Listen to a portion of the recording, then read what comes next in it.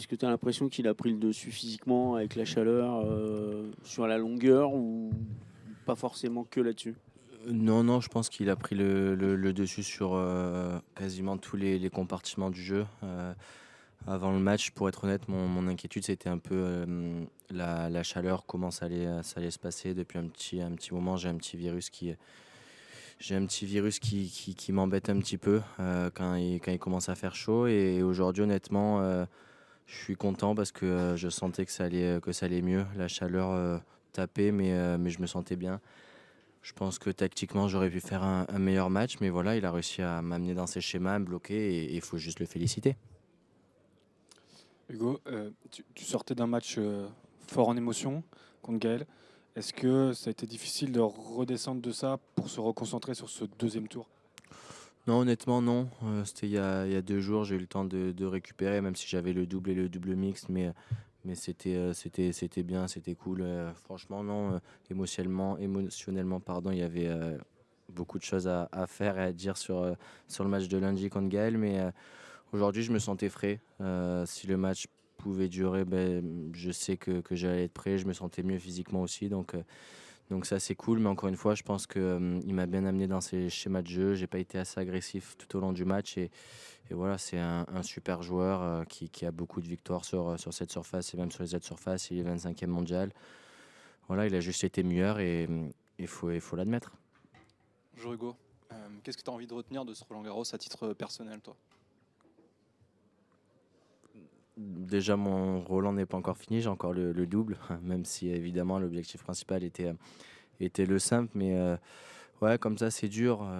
Je savais que j'avais ma carte à jouer, on s'était déjà joué plusieurs fois, je l'ai déjà battu, donc je sais que j'ai le jeu pour l'embêter. Donc c'est toujours frustrant, sortir un truc positif là, c'est assez compliqué. Évidemment, il y a la victoire contre Gaël, c'était un match assez particulier. Première victoire sur le Châtrier, donc je dirais quand même ce moment-là. J'ai aussi une question qui concerne Moïse. Tu l'as affronté il n'y a pas très longtemps. Quel genre de garçon c'est? Quel est ton regard à son sujet?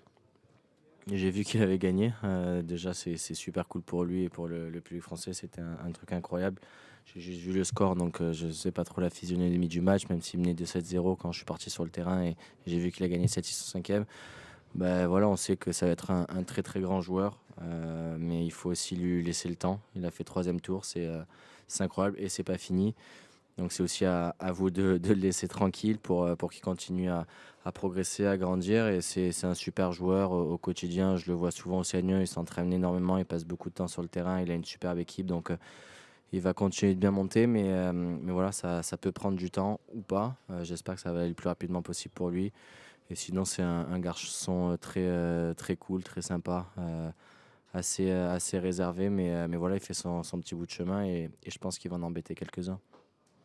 J'aimerais bien rebondir là-dessus, mais plus globalement, parce que du coup, il gagne effectivement 7-6 au cinquième alors que son adversaire sert pour le match. Il fait preuve d'un mental quand même assez impressionnant à 17 ans. À quel point est-ce que le mental, c'est inné ou ça s'acquiert chez vous, les joueurs?